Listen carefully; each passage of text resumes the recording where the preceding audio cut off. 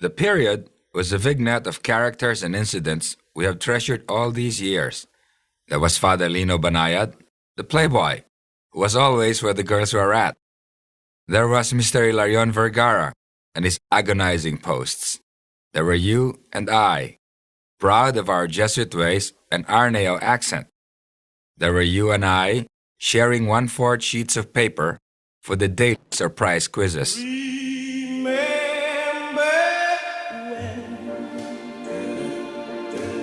Remember those mid-50s? Red jackets, blue jeans, and black boots? Well, many Ateneans secretly wished they were James Dean, but couldn't quite get around to wear red jackets. 1, 2, 3 o'clock, 4 o'clock, rock. Rock and roll was in the air, and many of us learned to tell time dancing away to Bill Haley's music. And those high school class nights, and the culprit who poured gunpowder to the goldfish aquarium in the biology lab. And those high school Shakespearean plays Pagsy directed and produced. There were Merchant of Venice and Macbeth, an all-male cast whose Lady Macbeth and Portia could have been the rage of Maryknoll any time. Think back to those high school parties. Your classmate pushed you to dance your first slow. The lights were dimmed. It was just you and her, with nothing in between but your nerves and her elbow that always kept you 12 inches away. You were probably lucky then. With all the tension and the dimness, some Ateneans couldn't tell the girls from their chaperones and ended up asking the chaperone for a dance. Oh, Bernadine. And who can forget Bernadine? Seems every Atenean had his Bernadine. There were even 15 members of the Sandra D fans club who sent her a Barong Tagalog but forgot to enclose the camisa china. The answer to my lonely prayer. And there was Auring, the pretty counter girl at the Ateneo High School canteen. She never did marry an Atenean. Remember settling your differences with boxing gloves with Father Nicholson as the referee at the Brebuff Club? And there were then the popular Rumble movies, even our own campus Rumbles. A class party was too tame without at least a threatened Rumble. Ready on the right, yay!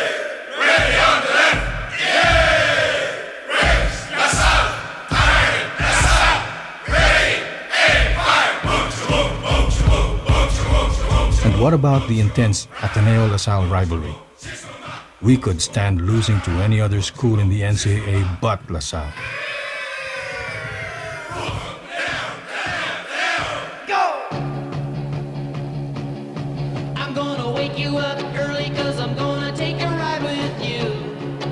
Who can forget waiting for those Maryknoll buses passing our bus stop at Katipunan Avenue? Or hoping for a red light while we rode the Ateneo school bus? Didn't those Maryknollers often close their windows as they passed us by? Hard to believe some of them even married some of us. It was not an era of change, but of the intimations of it. Black and white television had just begun to invade the living room. Street fashion likewise started to intrude into the campus, but a band nipped it in the bud. The Ateneo got its first Filipino rector. Father Fritz Araneta was the first major move towards Filipinizing the Ateneo. We got our university status then, but that was expected. The Ateneo still looked the same.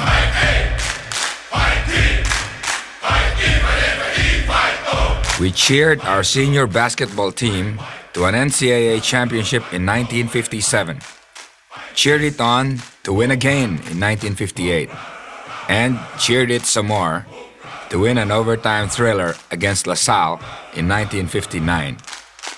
In those glorious years, we also won our first track and field championship in 21 years.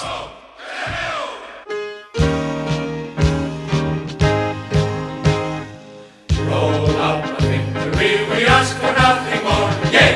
Roll up a victory, we ask for nothing more. Yeah! Roll up a victory, we ask for nothing more. Yeah! Good old blue and white. Ateneo de Manila. Yeah! Ateneo de Manila. Yeah! Ateneo de Manila. Yeah! Good old blue and white. This is Dick Gordon, High School 62, AB 66, Ateneo cheerleader. The Atenean has always been identified with the one word that conquers: fight. He's a man filled with animal, thus the famous Ateneo fighting spirit. I remember during the last few seconds of the game against LaSalle. LaSalle was already belting its victory cheer. 2 foul shots had been converted during the last few seconds by a LaSalle player, and their bleachers were already delirious with their rousing victory song. The Hail Mary team went on a huddle, while the Ateneo Blue Bible Battalion went on with their fabuleos.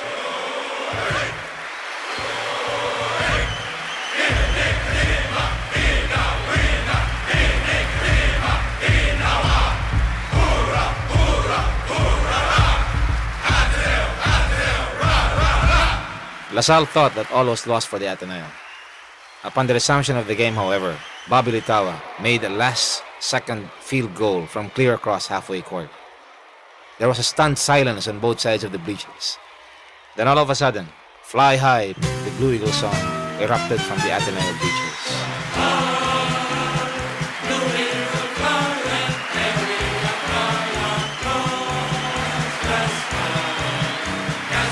The game went on to overtime. Ateneo won in that very, very exciting contest. The victory was won by the Never Say Die Blue Bible Battalion and by our hard-fighting Hail Mary Quintet. What about those memorable Gilbert and Sullivan plays? The Mikado, Pinafore, which combined the Ateneo and high school glee clubs. The actors seemed to have more fun than the audience. Some people say a man is made out of mud. Folk singing joined rock and roll as the fad then. And the first truly organized campus concerts came from, well, the Ateneo. This evolved to campus caper shows like Will Success Spoil William Spearshake? Remember this show's first few minutes? These were the sounds you heard before the curtains opened and all the lights were out. Then the curtains opened and the spotlight hit 2 odd-looking men in period costumes fencing against a Shakespearean background. The 2 actors were Gary Lising and June Urbano. Remember the Looney Larks? Some of you may have proposed to your wife during their days. They never did cut records, but they were so much a part of those years because of their visibility in those campus concerts. 6 Ateneans who used an old radio as their guitar amplifier. One day, at the San Sebastian concert, that same radio played to the audience surprising glee. The audience thought it was part of the gimmick. The Looney Larks started as an intermission number for the Ateneo Glee Club. So did other groups before them. The Nightmares, the Alley Cats, the Keen Tones. This inspired other campus singing groups in the girls' schools, like Mary Knowles Chickaboops and Assumption's Looney Tuners. It was a period of growing restlessness, of youngsters dually turning into naive rebels without a cause, of students testing the limits of freedom but never daring to go beyond.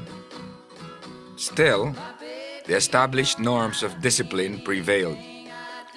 It was the tail end of the era of conformity. President Garcia exited and Macapagal took over.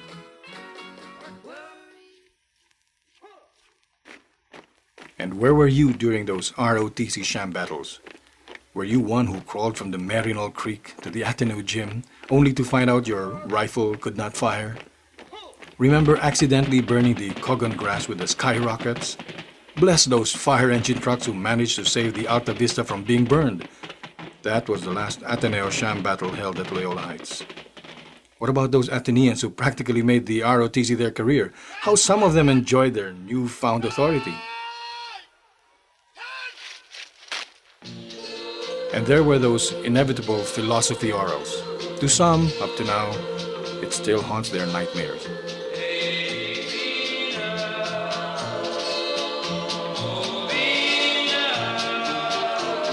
And how many of us daydreamed in class about our girl, thus missing the teacher's question? This class is so dumb. I've asked you 5 questions, and not anyone among you has given an answer to any of those questions. Now I'm going to give you one last chance. I'm going to ask you one more question, and if nobody can answer, I'll flunk this whole class. Now, you, listen, who signed the Magna Carta? I was not the one, Father. Listen, you're so dumb. Where were you when God was giving out brains? I was with you, Father. Hey, what about those surprise quizzes your Spanish teacher warned he would give the class next Monday? Remember the cat someone threw behind the school locker so classes had to be called up for the rest of the day? Remember Father Clarence Martin's famous speech to the Ateneo boarders?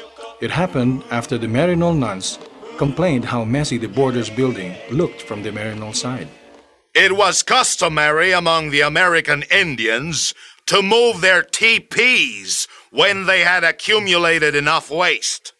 But, gentlemen, we can't move the dormitory. That was the same Father Martin who dared to rock his chair on the platform during a convocation. Remember what he said after he fell off that platform? Sorry to disappoint you, but I landed on my head.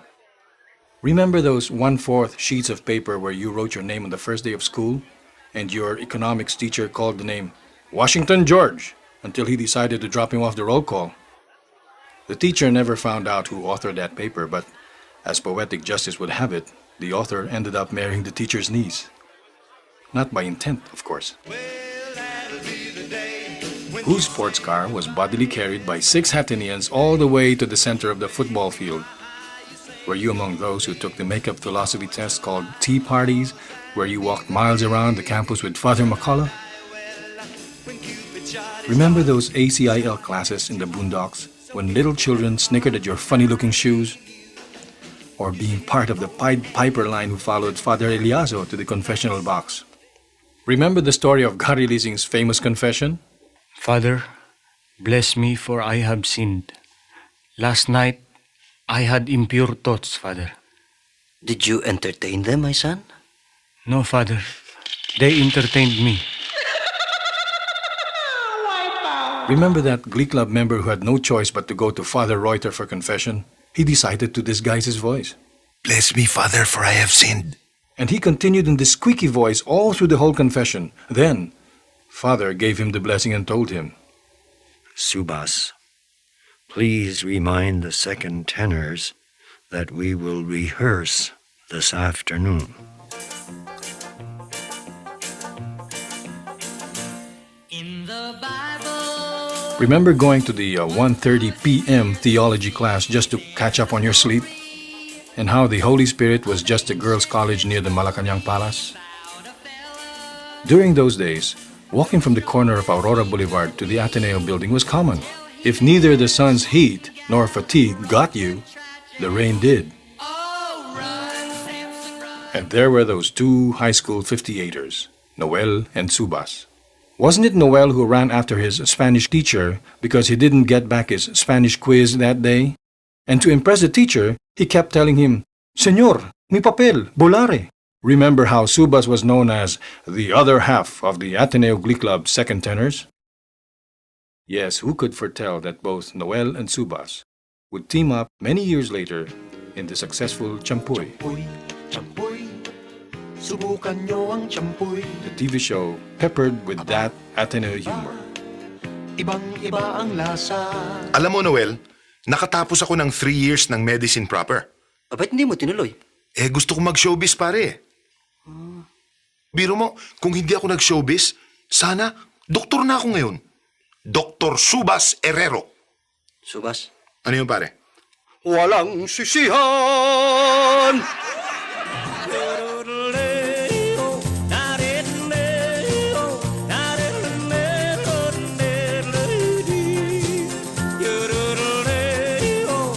Naaalala mo ba yung Fred Panopio sa Ateneo?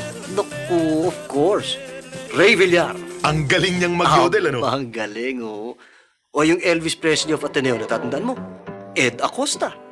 Are you alone? Does your hair look a fright? Everybody was so sure na itong si Ray at si Ed, they'd make it big in showbiz.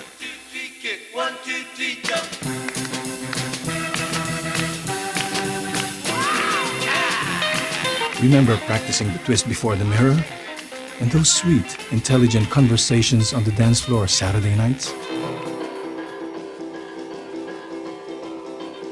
Who can forget those terror teachers, like Mr. Novenario, who made statistical history by flunking almost half of his class in statistics, or Father MacPhailin, who taught us how to sleep in class with our eyes wide open? What about those Glee Club rehearsals late in the afternoons as you studied for the coming exams? The trees were so much smaller, and Father Reuter had more hair then.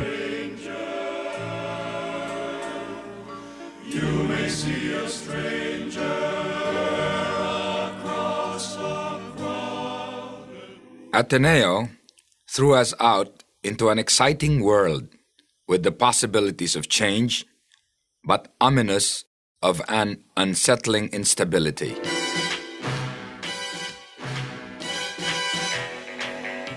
The world gave us James Bond and the 007 mania. It's movies showing skin without erotica. The Beatles introduced a whole new lifestyle. It's been a hard day's night. We started wearing our hair long. Guitars became the ubiquitous symbol of passive protest. Tight-fitting pants clung to the muscles of our legs. The miniskirt displayed more than what it covered. The assassination of Kennedy shook the whole world. And Ferdinand Marcos was sworn in as Philippine president.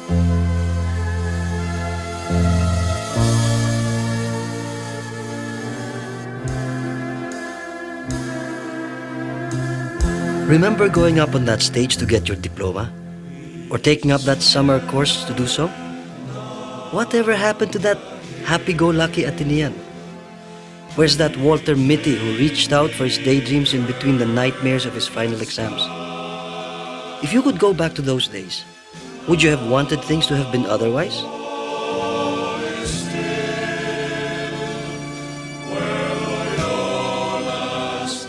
Were you one of those Ateneans who sometimes prayed to the tune of the Platters?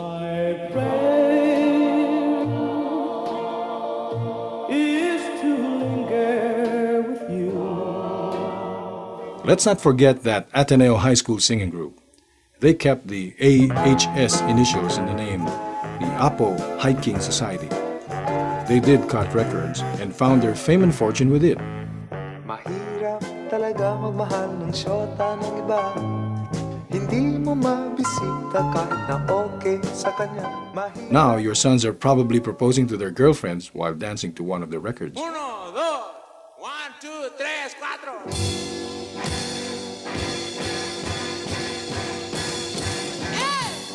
Ateneo was not immune to the growing changes.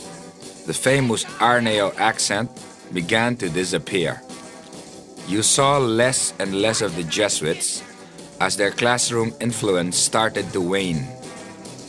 More and more rumbles marked the yearly NCAA games, prompting many to declare the NCAA dead. The students stood pat on wearing their hair long, and the Ateneo stood pat on cutting their long hair.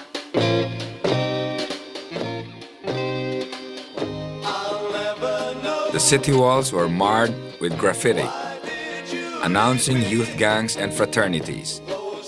The hangouts of the young were Good Earth and Coronado. Yes, there was only one five-star hotel then, where the Visayans held their annual kahirog.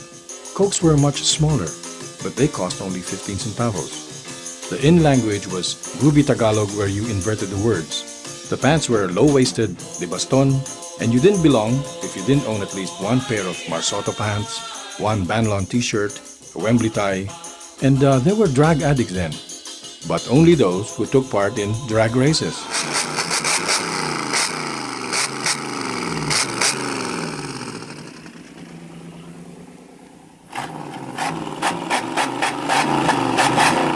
Indeed, it was a period of nonconformity, of passive resistance manifested in the drastic change of fashion and lifestyle, in the search for new frontiers of freedom, in the cultivation of a richer street lingo.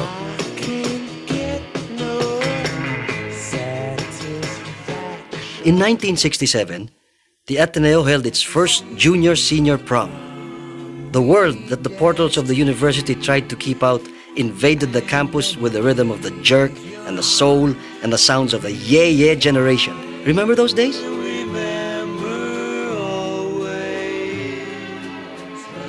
Graduation day.